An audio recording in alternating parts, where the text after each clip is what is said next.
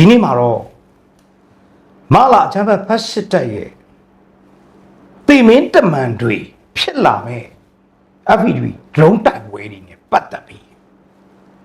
တည်တည်ချာချာတင်ပြချင်တာပါမိဘပြည်သူပေါင်းတို့ခင်ဗျာမင်္ဂလာပါຫນွေဦးတော်လန်ရေးရဲ့နောက်ဆုံးရမြေပြင်သတင်းတွေ PDF တော်လန်ရေးတပ်ဖွဲ့ဝင်တွေနဲ့တိုင်းရင်းသားပေါင်းစုံတော်လန်ရေးအဖွဲ့တွေရဲ့ထူးခြားဖြစ်စဉ်တွေကိုတိုက်ရိုက်တင်ဆက်ပေးမယ်ကျွန်တော်တို့ပြည်သူအတန်ဝိုင်းတော်သားများကနေရိုသေလေးစားစွာနှုတ်ခွန်းဆက်သလိုက်ပါတယ်ဗျာဒီနေ့မှာတော့ဘလို့ထူးခြားတဲ့သတင်းချက်လက်တွေရှိမလဲဆိုတာဆက်လက်ရှုစားပေးပါအောင်ဗျာနေပြီးတော့အဝင်ကတိုးဂိတ်ကြီးကို FPV drone တွေနဲ့ဝင်တိုက်တဲ့ဗီဒီယိုတွေ့လားဆိုတော့ဒီ FPV drone တွေနဲ့ပတ်သက်ပြီးတော့မကြာခင်မှာအကြမ်းဖက်ဖက်စစ်တပ်အတွက်သိမင်းတမန်တွေဖြစ်လာမဲ့အခြေအနေကိုကြားရမှာပါဒါပေမဲ့လည်းပါစာရီနဲ့ပေါ်တာဆွဲပြီးလူလိုင်းလုံးတွေနဲ့မြို့တွေသိမ်းနိုင်တယ်လို့ဂုံစာအောင်ပွဲခံနေတဲ့ဖက်စစ်တပ်ဟာမြေပြင်တိုက်ပွဲတွေမှာတော့အလူအလဲရှုံးနေကြရပါတယ်မင်းအောင်လိုင်းစစ်တပ်အတွက်သိမင်းတမန်များသို့မဟုတ် FPV drone များရွှေကူ9အိုးက FPV drone ဖက်စစ်တပ်ဟာပါစာရီကိုပေါ်တာဆွဲပြီးစစ်မြေပြင်မှာလူလိုင်းလုံးနဲ့တိုက်ပွဲတွေဆင်နွှဲပြီးမြို့တွေသိမ်းနိုင်တယ်လို့သတင်းလွှင့်နေပေမဲ့လေဒီနေ့ဒီအချိန်ထိမင်းအောင်လိုင်းပါမကျန်စစ်ကောင်းဆောင်တွေကလေဂျမ်ဘာတွေကြောဘူးလွယ်ပြီးသွားနေရတော့အခြေအနေပဲရှိပါသေးတယ်ငင်းမလားဒီလိုအကြောက်တရားတွေဆက်ပြီးစင့်ကပေးဖို့FPV အတေကန်ဒရုန်းတိုက်ပွဲတွေဒီကနေ့တော်တော်ပြင်းပြင်းထန်ထန်ဖြစ်လာပါတယ်မမရဒီကနေ့ထပ်ဖြစ်တယ်မနေ့ကထုတ်ပြန်လိုက်တဲ့တမူးခရိုင်အမှတ်နဲ့တက်ရင်ကထုတ်ပြန်လိုက်တဲ့ရွှေကူငအိုးကချင်းအောင်တဲပါမချင်ဝင်ပြစ်နိုင်တဲ့ FPV drone တွေရဲ့တိုက်ပွဲရုပ်သံရွှေကူနဲ့ပတ်သက်ပြီးပြင်းထန်တဲ့တိုက်ပွဲတွေဖြစ်နေပါတယ်ဖက်စစ်တပ်အရာရွှေကူမြို့ကိုသိမ်းနိုင်ဖို့ဗျာရွှေကူမြို့ကနေတဆင့်ကချင်ပြည်နယ်လမ်းကြောင်းကိုဖောက်နိုင်ဖို့ကတာကနေတဆင့်တက်လာတယ်အင်အားထောင်နဲ့ချီတယ်အဲ့ဒီမှာရွှေကူမြို့မှာရှိတဲ့ KIA PDF ပူးပေါင်းတပ်တွေဟာ FPV drone တွေနဲ့ပြင်းပြင်းထန်ထန်တိုက်ခိုက်တယ်အဲ့ဒီတိုက်ခိုက်တဲ့နေရာမှာအကြမ်းဖက်စစ်တပ်ရွှေဘူးနဲ့ငအိုးရွာကြားမှာရှိတဲ့ဘန်ကာရီကတုတ်ချင်းတွေပါမကျန်အဆောက်အဦ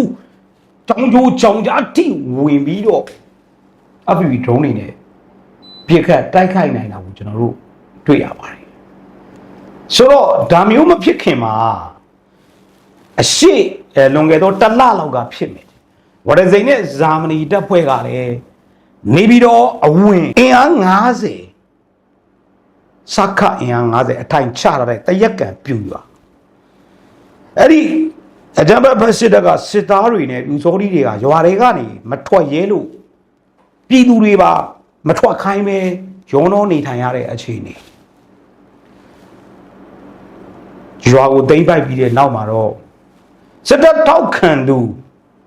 စစ်ကောင်စီတပ်သားပြည်သူစုစုပေါင်း100ဝန်းကျင်လောက်9မိုင်กว่าမှာရှိတဲ့တွင်းမပြူရွာကိုထွက်ပြေးသွားကြတယ်။နေဒီရှင်းလင်းမှုလုပ်တဲ့တော်လိုင်းရေးတပ်တွေရဲ့လက်ထဲမှာဖမ်းမိကြံရစ်ခဲ့တဲ့ပြူစောထီးနဲ့စစ်ခွေးအကောင်40ကိုတော့အရှင်ဖမ်းမိထားပါဒီလုံးပြောင်းရင်ကာကျိုးပြောင်းတာပေါ့ဗျာပါစရီနဲ့ထောင်နဲ့ချီစစ်အင်အားထိုးလာတဲ့အကြမ်းဖက်စစ်တပ်ကိုတော်လိုင်းတပ်တွေကတိုင်မိုင်းနေမိုင်းဆွဲမိုင်းနေနဲ့ပေါင်းဆက်ပြီးဒရုန်းနည်းပညာတိုက်ပွဲတွေနဲ့အတူပျောက်ကြားစစ်စင်ရေးကိုဒီကနေ့စင်နွယ်ကြပါပြီဒီလုံးပြောင်းတော့ကာကျိုးပြောင်းပေးရတာပေါ့ဘယ်ပြဿနာမဆိုဖြေရှင်းနိုင်တဲ့နည်းလမ်းရှိပြီးသားပါကဘာမှာထောင်နဲ့တောင်းနဲ့ချီတဲ့တမကြီးတွေကို တံပြန်ချေမုန်းတဲ့နီးနာတွေအများအပြားရှိပြီးသားပါဒီကနေ့မှာဆိုရင်တော့စစ်တပ်ဟာလှုပ်လေလှုပ်တာရှိတဲ့တမစင်စီတယ်မလက်တော့ဝိလိုပဲပေါ်တာဆွဲပြီး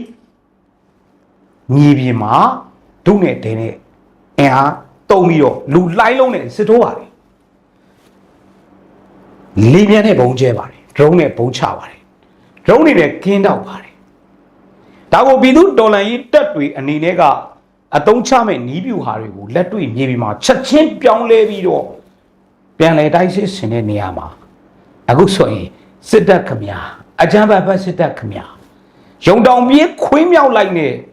မဗရာမြေလူအယူမီဝိုင်းဖြစ်တဲ့အခြေအနေတွေအများကြီးဖြစ်နေပါတယ်ဒါပေမဲ့တခုတော့ပြောမယ်ဗျာ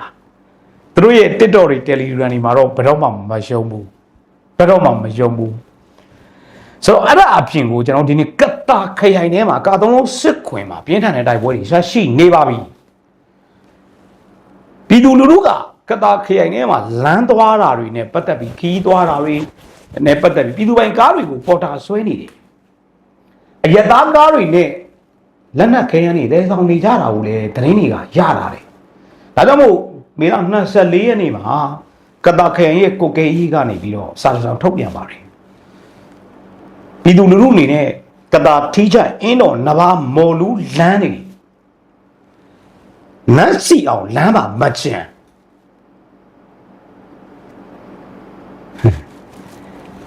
အတော်အလာတွေဖြစ်နိုင်မလုံကြဘူးမေတ္တာရက်ခံထားပါတယ်ပျောက်ကြားစစ်နဲ့ကတာကောလင်းအင်းတော်မော်လူနန်းစီအောင်ရွှေကူကောလင်းမော်လူတကြောလုံးမှာပျောက်ကြားစစ်ပွဲကြီးပြင်းထန်စွာဖြစ်နေတဲ့အတွက်အကြမ်းဖက်ဖက်စစ်တပ်ဟာအယက်သားပြည်သူရဲ့ကားတွေကိုအသုံးပြုပြီးတော့ပုံမှားရိုက်နေတာကိုရှောင်ရှားနိုင်ဖို့အတွက်ပြည်သူတော်လှန်ရေးတပ်တွေဟာပြည်သူလူထုကိုစံချီမမြင်တမြင်မြထိခိုက်နိုင်ခြင်းထိခိုက်စံချီတမြင်မြထိခိုက်လိုစေခြင်းမရှိတော့ကြောင်းစစ်တပ်နဲ့ခက်ကင်းနေဖို့တတိပေးထုတ်ပြန်လိုက်ပါလေပျောက်ကြားစစ်ဆွဲမိုင်းတိုင်မိုင်းနင်းမိုင်းပရိဒါမိုင်းကအိုးမိုင်းတိုင်ကြီးမိုင်းဒီမိုင်းနေတဲ့အတူမိပညာမြင့်ဒရုန်းတိုက်ပွဲနဲ့ FPV အသေးခံဒရုန်းများဒါပေအပြင်မှာဂုံစာနေတဲ့ဖက်စစ်တပ်အတွက်ဖက်စစ်တပ်ရဲ့လက်ပါစီကျုံတပေါက်တွေဖြစ်တဲ့ပြူစောတီပါစာတွေရှိတဲ့ရွာတွေပါဖြစ်တဲ့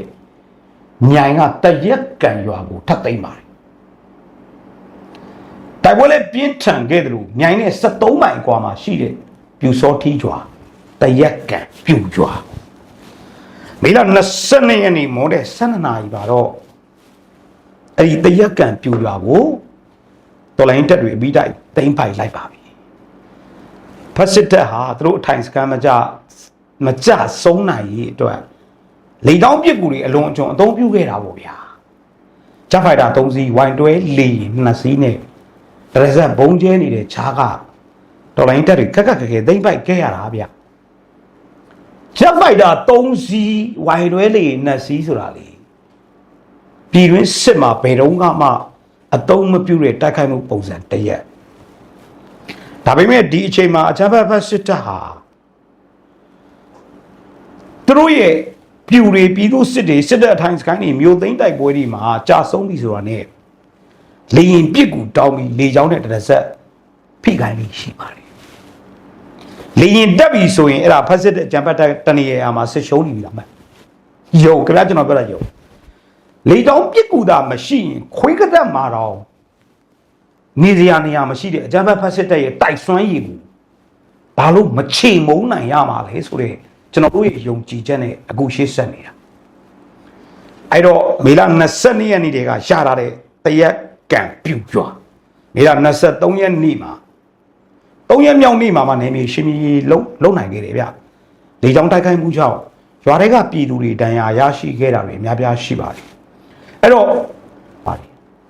ဒီရက်ကံပြူရွာသိမ်းပိုက်မှုနဲ့ပတ်သက်ပြီးတော်လိုင်းတပ်ဖွဲ့တွေသတင်းထုတ်ပြန်မှုကိုတော့ကျွန်တော်တို့အတည်ပြုဖို့လိုနေပါသေးတယ်မြေပြင်မှာတော့တကယ်သိမ်းပြီးပါပြီစီရေးဆိုင်ရာလုံခြုံတဲ့သတင်းအချက်လက်တွေဖြစ်ဖို့တချို့အတိအကျတဲ့အချက်လက်တွေမထုတ်ပြန်သေးတာလို့ကျွန်တော်တို့ယူဆလို့ရပါတယ်ကဲဒီတော့ အကြမ်းဖက်ဖက်စစ်တပ်ရဲ့ကျွန်တော်အဲ့ဒါပြောဖို့အကြမ်းဖက်ဖက်စစ်တပ်ရဲ့ပိန်မင်းတမန်တွေဖြစ်လာတဲ့ FPV drone တွေနဲ့ပတ်သက်ပြီးတော်လိုင်းရေးတပ်တွေဘက်ကလည်းမကြခင်ကမှဝရစိန်တို့ဇာမီတို့တပ်ဖွဲ့တွေကလည်းအန်ဒီဂျမ်မင်းဆိုတဲ့ဂျမ်ပါကျော်နိုင်တဲ့နီးပညာတွေနဲ့နေပြီးတော့အဝင်ဂိတ်ကိုတိုက်ခိုက်နိုင်ပြီဖြစ်ကြောင်းတရားဝင်ထုတ်ပြန်ထားသလိုရွှေကူငအိုးရဲ့ FPV drone တိုက်ပွဲတွေဟာလည်းဖက်စစ်အကြမ်းဖက်တပ်ရဲ့တိမ်မင်းတမန်တွေဖြစ်လာပြီဖြစ်ကြောင်းတက်တည်ပြနေပါပြီ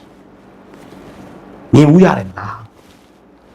ရုရှားရဲ့ဒေါ်လာတန်းချီတန်တဲ့တင်ကားတွေကိုယူကရိန်းကရဲဘော်တွေက FPV drone တွေနဲ့ဝင်ဆောင်တဲ့ဗီဒီယိုကလစ်တွေတစ်ချိန်လုံးကကျွန်တော်တို့ကြည့်ပြီးဒီအခြေအနေကိုရောက်ဖို့မျှော်လင့်ခဲ့ကြတယ်မလားအခု